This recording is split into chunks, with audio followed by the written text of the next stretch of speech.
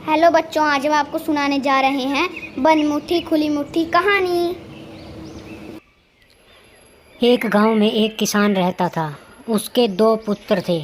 एक बहुत कंजूस था तो दूसरा बहुत ही ज़्यादा फिजूल खर्ची था।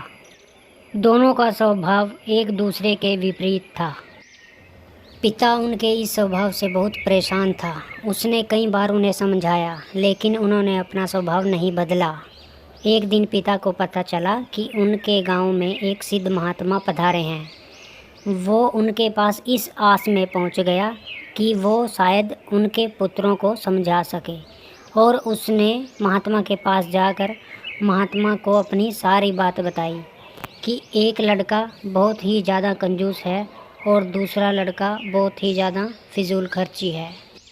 उस किसान की बात सुनकर महात्मा ने कहा कि अपने दोनों पुत्रों को कल मेरे पास लेकर आना, मैं उनसे बात करूंगा। अगले दिन वह अपने पुत्रों को लेकर महात्मा के पास पहुंचा। महात्मा ने दोनों पुत्रों को अपने पास बैठाया और फिर महात्मा ने अपने दोनों हाथों की मुट्ठियां बंद करके दिखाते हुए उनको पूछा कि अगर मेरे हाथ ऐसे हो जाएं तो बताओ कैसा लगेगा। दोनों पुत्रों ने एक साथ उत्तर दिया और कहा कि ऐसा लगेगा कि मानो आपको कोढ़ है। फिर महात्मा ने अपनी दोनों मुट्ठियां खोलकर उनको दिखाते हुए पूछा कि अब बताओ कैसा लगेगा।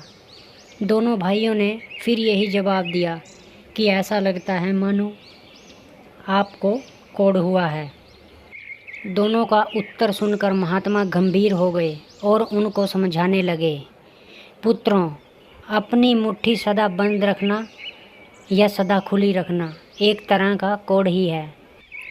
यदि मुट्ठी सदा बंद रखोगे तो धनवान होते हुए भी गरीब रहोगे, और यदि अपनी मुट्ठी हमेशा खुली रखोगे तो चाहे कितने भी धनवान हो एक दिन गरीब हो जाओगे। इसलिए कभी अपनी मुट्ठी बंद रखो तो कभी अपनी मुट्ठी खुली रखो।